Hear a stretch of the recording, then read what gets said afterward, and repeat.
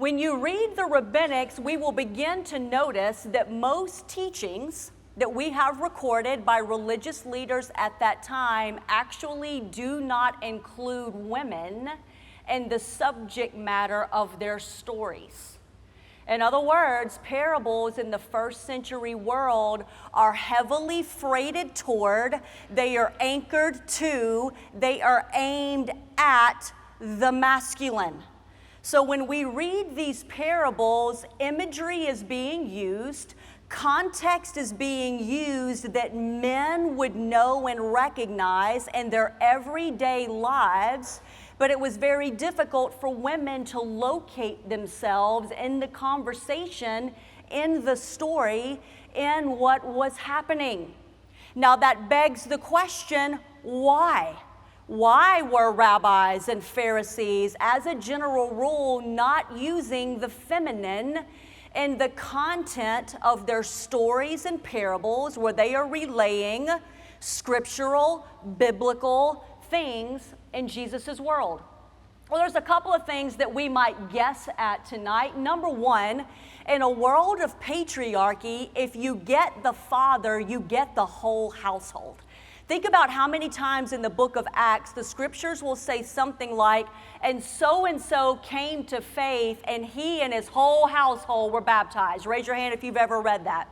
Because as the pater, as the father goes, so goes the household. So maybe one of the reasons religious leaders tended to teach stories in the masculine was that they wanted to capture the fathers, the husbands, because if you capture the father, if you capture the husband, you capture the whole family. That might be a possibility. But how many of you remember a man all the way back from week 2 named Ben Sarah?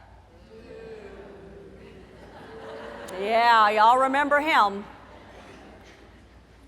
There's also just a possibility that maybe women aren't being used in the subject matter of stories because they're considered too low. They're considered too lowly to be brought in to convey these kinds of things.